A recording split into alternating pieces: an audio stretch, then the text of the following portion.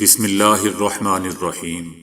السلام علیکم دوستو نیچے ڈسکرپشن میں نے ایک سروے یا ووٹنگ کا لنک دیا ہوا ہے، اس میں آپ کو ووٹنگ کر کے یہ بتانا ہوگا کہ آپ کس قسم کی نیوز سننا چاہتے ہیں تاکہ اسی قسم کی نیوز ہم آپ کے لیے لائیں۔ وہیں کمنٹ کر کے آپ اپنی پسند کی نیوز بھی بتا سکتے ہیں۔ شکریہ۔ پل تباہی پر روس کا یوکرین سے بدلہ لینے کا اعلان۔ ملائیشیا کے وزیر اعظم نے اسمبلی توڑ دی۔ عدالت کا رانا ثناءاللہ کو جلد گرفتار کر کے پیش کرنے کا حکم۔ نواز شریف کی خواہش پر آرمی چیف کی تعیناتی نہیں ہوگی، شیخ رشید احمد۔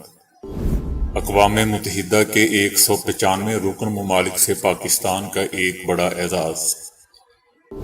مسجد نبوی صلی اللہ علیہ وآلہ وسلم سے مسجد قباء تک پیدل چلنے کی نبی کریم صلی اللہ علیہ وآلہ وسلم کی سنت کو زندہ کر دیا گیا، ورنہ تو پھر یورپ گیا، ورنہ موٹاپے کے لیے تیار رہیں۔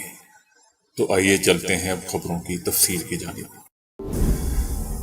روس نے ملک کو کریمیا سے ملانے والے پل پر ہونے والے واقعہ کا ذمہ دار یوکرین کو قرار دیتے ہوئے اس کا بدلہ لینے کا اعلان کیا ہے۔ صدر پیوٹن نے کہا ہے کہ اس میں کوئی شک نہیں کہ یہ ایک تخریب کارروائی تھی جس کا مقصد عام لوگوں کی سہولت کے بنے انفراسٹرکچر کو تباہ کرنا تھا۔ یوکرین کے حکام نے اس کا حکم دیا تھا، جس کے بعد کارروائی کی گئی۔ روسی صدر کا یہ بھی کہنا تھا کہ وہ سیکیورٹی کونسل کے اجلاس کی صدارت بھی کریں گے، جس میں واقعہ پر خصوصی طور پر مشاورت کی جائے گی۔ دوسری جانب روسی سیکیورٹی کونسل کے ڈپٹی چیئرمین کا کہنا تھا کہ اجلاس سے پہلے ہی تخریب کاری کی اس کارروائی کے ذمہ داروں کو مار دیا جائے گا۔ روس اس جرم میں شامل ان لوگوں کو براہ راست نشانہ بنائے گا، بالکل اسی طرح جیسے دنیا بھر میں ہوتا ہے، اور روسی شہری بھی یہی توقع رکھتے ہیں۔ ہفتے کو آبنائے کرچ کے اوپر بنے پل پر زوردار دھماکہ ہوا تھا، جس کے باعث قریب سے گزرنے والے آئل ٹینکرز کو آگ لگ گئی تھی۔ پل کے بارے میں بتایا گیا ہے کہ یہ روسی صدر پیوٹن کے حکم پر بنایا گیا تھا اور 2018 میں صدر پیوٹن نے ہی اس کا افتتاح کیا تھا۔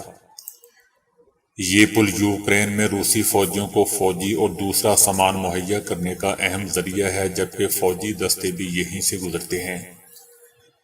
روس نے جنگ کے دوران بھی ابھی تک پل کو محفوظ بنا رکھا تھا اور یوکرین کو دھمکی دی تھی کہ اگر اس نے حملہ کیا تو جوابی کارروائی کی جائے گی۔ اس پل پر سے سڑک کے علاوہ ریل کی پٹری بھی گزرتی ہے۔ ملائیشیا کے وزیر اعظم اسماعیل صابری یعقوب نے قبل از وقت انتخابات کرانے کے لیے پارلیمنٹ تحلیل کر دی ہے۔ ملائیشین وزیر اعظم کو امید ہے کہ وہ ان انتخابات کے ذریعے اپنی پارٹی کے لیے مضبوط مینڈیٹ حاصل کریں گے اور اپنی سیاسی پوزیشن کو مستحکم کر سکیں گے۔ مونسون کے موسم میں سیلاب کے پیش نظر دیگر سیاسی جماعتوں کی جانب سے سخت احتجاج کیا گیا، لیکن ملائیشین وزیر اعظم نے آج پارلیمنٹ کو تحلیل کرنے کا اعلان کر دیا۔ وزیر اعظم اسماعیل صابری یعقوب کا کہنا ہے کہ ملائیشیا کے بادشاہ سلطان عبداللہ رائے الدین بھی ان کے فیصلے میں ان کے ساتھ ہیں۔ ملک کو اس وقت استحکام کی ضرورت ہے، جو مضبوط مینڈیٹ سے ہی مل سکتا ہے۔ ان کا مزید کہنا تھا کہ انتخابات کی تاریخ کا اعلان الیکشن کمیشن کرے گا۔ یاد رہے دوستو کہ پارلیمنٹ تحلیل ہونے کے 60 روز کے اندر انتخابات کروانا لازمی ہوتا ہے۔ عدالت نے رانا ثناءاللہ کو اشتہاری قرار دینے کی درخواست مسترد کرتے ہوئے دوبارہ بطور وفاقی وزیر داخلہ وارنٹ گرفتاری جاری کر دیے۔ جج نے ریمارکس دیے کہ دوبارہ اسلام آباد جاؤ، ملزم کو گرفتار کر کے عدالت میں پیش کرو۔ سینئر سول جج غلام اختر نے دوبارہ وارنٹ گرفتاری جاری کر دیے۔ سماعت کے دوران تفتیشی ٹیم نے درخواست کی کہ ملزم چھپ رہا ہے، گرفتاری کی کوشش کی، اب اشتہاری ڈکلیئر کیا جائے، جس پر عدالت نے دوبارہ اسلام آباد جا کر گرفتاری کا حکم دے دیا۔ دوستو یاد رہے کہ رانا ثناءاللہ کے خلاف مقدمہ کلر کہار میں مبینہ اراضی فراڈ درج کیا گیا تھا۔ بعد میں ٹیم عدالتی حکم پر وفاقی وزیر داخلہ کی گرفتاری کے لیے تھانہ سکریٹریٹ اسلام آباد پہنچی، جہاں اسلام آباد پولیس نے رانا ثناء اللہ کی گرفتاری کے لیے کسی بھی طرح کے تعاون سے انکار کر دیا۔ ٹیم تھانے سے روانہ ہوگی اور کہا کہ ہمارے ساتھ ناروا رویہ اختیار کیا گیا، جبکہ پولیس نے ٹیم کی آمد اور روانگی کا اندراج بھی نہیں کیا۔ ہماری گاڑیاں تھانے سے باہر نکال دی گئیں۔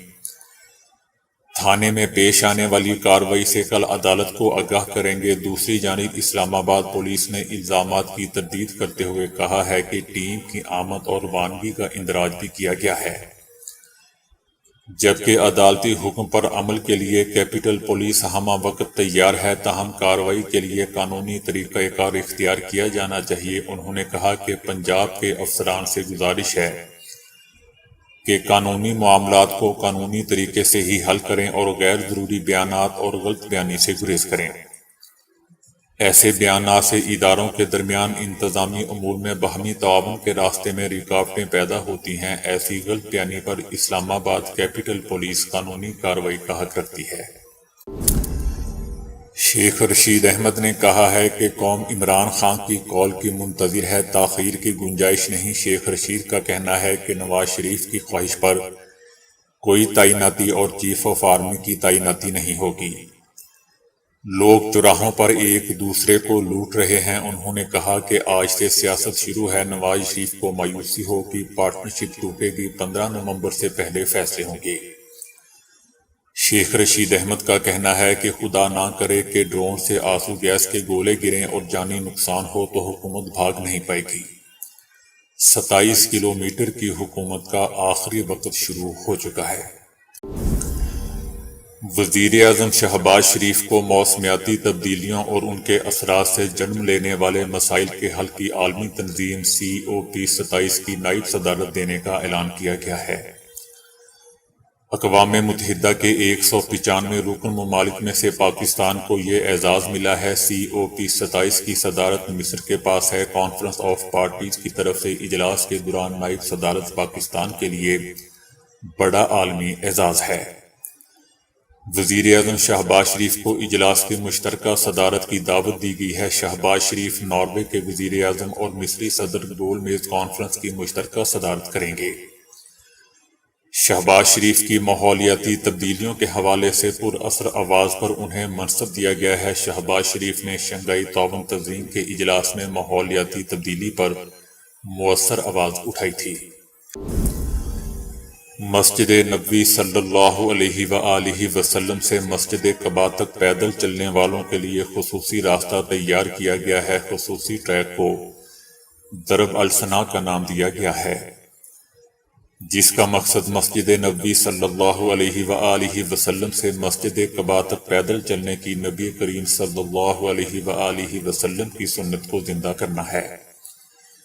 تقریباً 3 کلومیٹر کا ٹریک اس تاریخی راستے پر بنایا گیا ہے جسے نبی کریم صلی اللہ علیہ وآلہ وسلم مسجد نبوی صلی اللہ علیہ وآلہ وسلم سے مسجد قباء جانے کے لیے استعمال کیا کرتے تھے۔ نبی کریم صلی اللہ علیہ وآلہ وسلم کبھی پیدل اور کبھی اونٹنی پر مسجد قباء تک سفر کیا کرتے تھے۔ پیدل چلنے والوں کے لیے خصوصی ٹریک کو جدید طرز پر بنایا گیا ہے اور پورے راستے کو لائٹ سے سجایا گیا ہے، جبکہ خریداری کے لیے اطراف میں دکانیں بھی بنائی گئی ہیں۔ مغربی ممالک نے امریکہ کی خواہش پر روس پر سخت ترین معاشی پابندیاں عائد کرتے ہوئے ایک بار بھی نہیں سوچا تھا کہ اگر یہ معاشی پابندیاں نتیجہ خیز ثابت نہ ہو سکیں تو بعد میں کیا مغربی ممالک روس کے جوابی رد عمل کا مقابلہ کر سکیں گے۔ لہٰذا اب مغرب کے کم و بیش تمام ممالک کو ہی اپنی غلط سفارتی پالیسی کا خمیازہ شدید معاشی بحران کی صورت میں بھگتنا پڑ رہا ہے۔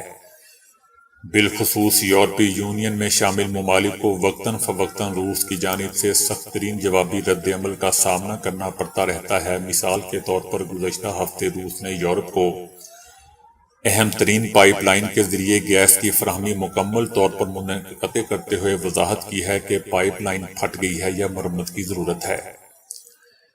پائپ لائن کی بندش سے یورپی ممالک میں توانائی کا شدید بحران پیدا ہونے کا خدشہ لاحق ہو چکا ہے، کیونکہ روس نے یورپ تک جانے والے دیگر گیس پائپ لائنوں پر پہلے ہی سے گیس کی فراہمی کافی حد تک کم کی ہوئی ہے۔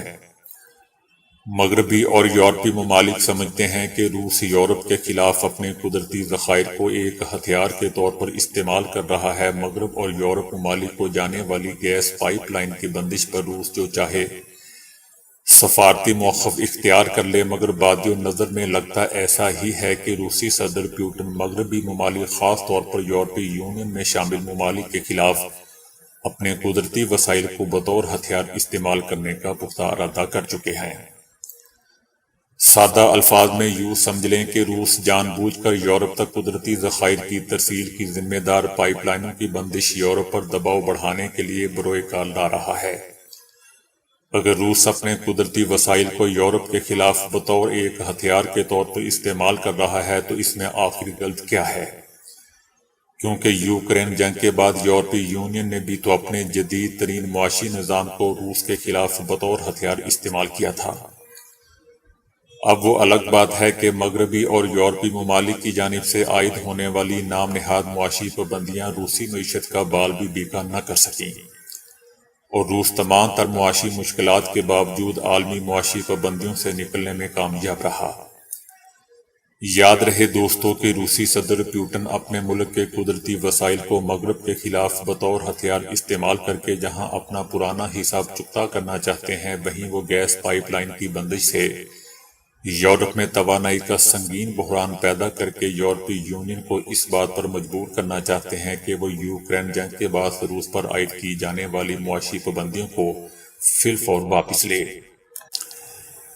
دلچسپ بات دوستو یہ بھی ہے کہ کچھ ایسے ہی ملتے جلتے خدشات یورپی ممالک کے رہنماؤں کے بھی ہیں، اور بعض یورپی رہنما تو کھل کر کہہ رہے ہیں کہ گیس کی قیمتیں بڑھانے کے لیے یورپ تک آنے والی مزید گیس پائپ لائنیں بھی معطل کر سکتا ہے۔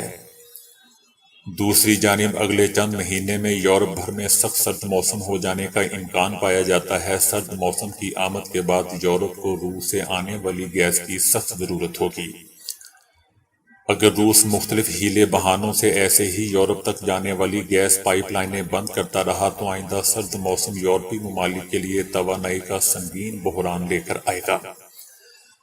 توانائی کا یہ بحران ممکنہ طور پر حکومتوں کو بوجھ کم کرنے کے لیے اربوں خرچ کرنے پر مجبور کرے گا۔ دلچسپ بات دوستو یہ بھی ہے کہ اس وقت یورپ میں بجلی کی قیمت 80 یورو فی میگا واٹ فی گھنٹہ ہے، جو کہ سن 2021 کے آغاز میں 19 یورو تھی، جبکہ سال 2020 میں یہ قیمت صرف 4 یورو تھی۔ قیمتوں میں یہ اضافہ صارفین کی جیبوں پر بھاری پڑ رہا ہے۔ وہیں یورپی حکمران بھی پریشان ہیں کہ اس صورتحال کا کیا حل نکالا جائے۔ بعض یورپی حکومتیں اس بحران میں کمی لانے کے لیے اپنے شہریوں کو نقد رقم کی پیشکش کر رہی ہے۔ سویڈن نے بجلی کی زیادہ قیمتوں سے سب سے زیادہ متاثرہ گھرانوں کے لیے $661 ملین کی امداد فراہم کی ہے۔ لیکن یہ دوستو ایک عارضی اور وقتی حل ہے، جبکہ اس مسئلے کا دیر پا حل صرف 2 ہی ہیں۔ پہلا، توانائی کے قابل تجدید ذرائع میں دوبارہ سرمایہ کاری کرنا۔ دوسرا، روس کے ساتھ سفارتی اور معاشی تعلقات دوبارہ اس سطح پر لانا جہاں وہ یوکرین جنگ سے پہلے تھے، ورنہ تو پھر یورپ گیا۔ وقت پر کھانے میں تاخیر اور بالخصوص شام کے کھانے میں دیر سے انسانی بدن میں انتہائی منفی تبدیلیاں جنم لیتی ہیں۔ اس ضمن میں ایک تازہ سروے سے معلوم ہوا ہے کہ وقت پر نہ کھانے سے کم از کم 3 تبدیلیاں پیدا ہوتی ہیں۔ ان میں حراروں کے خاتمے میں تبدیلی ہوتی ہے، بھوک کا دورانیہ بدل جاتا ہے، اور جسم میں چربی جمع ہونے کا عمل متاثر ہوتا ہے۔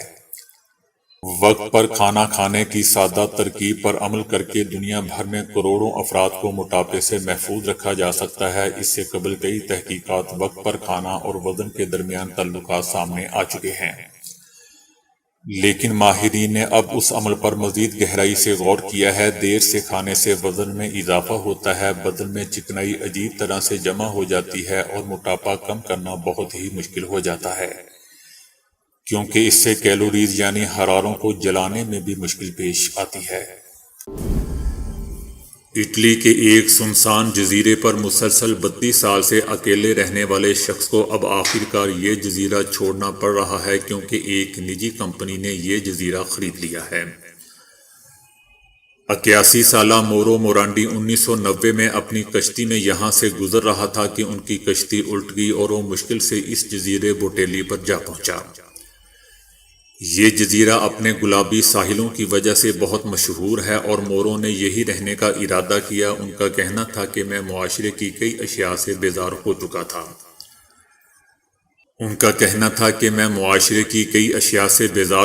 تھا۔ اٹلی میں مادہ پرستی، کنزیومر سوسائٹی اور سیاسی بحران مجھے پریشان کرتا تھا۔ پہلے میں نے پولینیسیا کے ایک ریگستان میں جا بسنے کا ارادہ کیا تاکہ شہروں کے شور سے دور رہ کر فطرت کے قریب زندگی گزار سکوں۔ اس کے بعد میں نے اپنے دوستوں کے ساتھ سمندر میں سفر کر رہا تھا کہ یہاں پہنچ گیا۔ یہاں دوسری عالمی لڑائی میں قائم ایک ریڈیو اسٹیشن تھا اور ایک گھر بھی تھا۔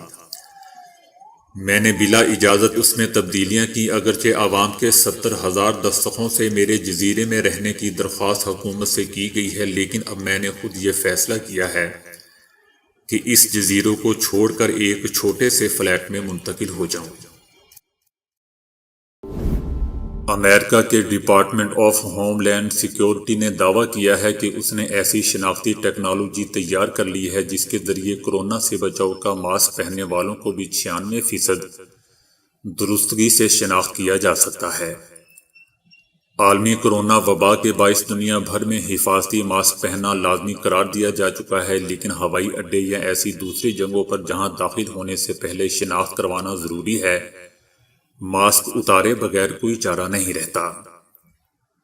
دوسری جانب جرائم پیشہ افراد بھی ایسے ہی ماسک پہن کر کارروائی کرتے ہیں اور CCTV کیمرے میں نظر آ جانے کے باوجود بھی انہیں شناخت نہیں کیا جا سکتا۔ جدید ترین شناختی ٹیکنالوجی انہی مسائل کا ایک حل ہے جنہیں ہوائی اڈوں اور ریلوے اسٹیشن کے علاوہ حساس تنصیبات پر بھی استعمال کیا جا سکتا ہے، جبکہ ماسک پہنتے ہوئے مجرموں کی شناخت میں بھی انہی نظاموں سے مدد لی جا سکتی ہے۔ کیا آپ نے کبھی کسی انسان کا پاؤں کھیت میں اگتے دیکھا ہے؟ جی ہاں، ایک مولی جاپان کے ایک کھیت میں انسانی پاؤں کی شکل میں اگ گئی۔ اس مولی کی لمبائی انسانی پاؤں کے 12 نمبر جوتے کے برابر ہے۔ اس مولی کا وزن تقریباً 22 کلو ہے۔ جس آدمی کے کھیت میں یہ عجیب مولی اگی ہے اس نے اسے نمائش میں دکھانے کا فیصلہ کیا ہے۔ آسٹریلیا کے ساحل پر 26 سال قبل نیو ایئر نائٹ پر کھو جانے والا پرس حیران کن طور پر مالک تک جا پہنچا، تاہم اس میں موجود تمام کارڈ زائد المیعاد ہو چکے تھے۔ جنوبی ساحلی علاقے پر جوزف نامی ایک شخص پکنک منا رہا تھا کہ اس دوران انہیں ایک مردانہ پرس ملا جس میں کچھ رقم اور شناختی کارڈز وغیرہ موجود تھے۔ جوزف نے شناختی کارڈ سے نام دیکھ کر فیس بک پر پرس ملنے کی اطلاع دی، جسے ایک خاتون نے پڑھا اور انہیں شبہ ہوا کہ یہ نام ان کے کزن کا ہے۔ پول کو جوزف نے جب 26 سال بعد پرانا پرس واپس کیا تو پول کو پرس کے ساتھ ساتھ ایک اچھا دوست بھی مل گیا۔ ایمیزون کے ایک سابق انجینئر نے ایسی ایپ بنائی ہے جس کے ذریعے بلی کے منہ سے ادا ہونے والی آوازوں کے معنی جان سکیں گے۔ ماہر حیوانیات دعویٰ کرتے ہیں کہ ہر جانور کی اپنی بولی ہوتی ہے جس سے وہ نہ صرف اپنے جذبات کا اظہار کرتے ہیں بلکہ ایک دوسرے سے رابطے میں بھی رہتے ہیں۔ ماہرین کا کہنا تھا کہ ہر جانور اور ہر پرندہ ایک ہی طرح کی آواز نکالتا ہے، جیسے بلی میاؤں کہتی ہے اور ہر بار یہی کہتی ہے، لیکن ہر بار اس کا ایک ہی مطلب ہو یہ ضروری نہیں۔ اس ایپ کا مقصد سمارٹ کالر تیار کرنا ہے، یعنی بلی میاؤں کہے گی اور اس کے جواب میں ایپ سے انسانی آواز میں اس کا مطلب بتایا جائے گا۔ یہ ایپ مصنوعی ذہانت کے ذریعے کام کرتی ہے جس میں آوازوں کو ریکارڈ کرنے اور لیبل کرنے کی صلاحیت موجود ہے، جبکہ الگ الگ بلیوں کی آوازوں کے لیے مشین لرننگ سافٹ ویئر سے ہر بلی کی آواز کو بہتر طریقے سے سمجھا جا سکتا ہے، جس کے لیے ایپ میں مجھے کھانا کھلائیں، میں ناراض ہوں اور مجھے تنہا چھوڑ دو سمیت 13 جملے شامل کیے گئے ہیں۔ دوستو آپ مانیں یا نہ مانیں لیکن یہ حقیقت ہے کہ دبئی کا ایک اطالوی ریستوران آپ کو یہ سہولت دے رہا ہے کہ آپ کھانے کے بعد اپنی پسند کا بل ادا کر سکتے ہیں۔ مطلب جتنے چاہے پیسے ادا کریں۔ یہ ریستوران سوق البحر میں ہے اور اس کا نام سیر افینہ دبئی ہے۔ اگرچہ یہ مغربی ممالک میں ہوتا رہا ہے لیکن یہ پہلی بار متحدہ عرب امارات میں ہوا ہے کہ کھانے کے بعد آپ اپنی مرضی کا بل ادا کریں۔ ریسٹورنٹ کے مینیجر کہتے ہیں کہ یہ تصور اس اصول پر مبنی ہے کہ آپ جتنا چاہے ادائیگی کریں۔ اس کے لیے کوئی کم از کم رقم نہیں ہے لیکن صارفین قابل قبول رقم پوری طرح ادا کر رہے ہیں۔ تو دوستو ابھی کے لیے اتنا ہی۔ ویڈیو کو لائک اور شیئر کرنے کا بہت بہت شکریہ۔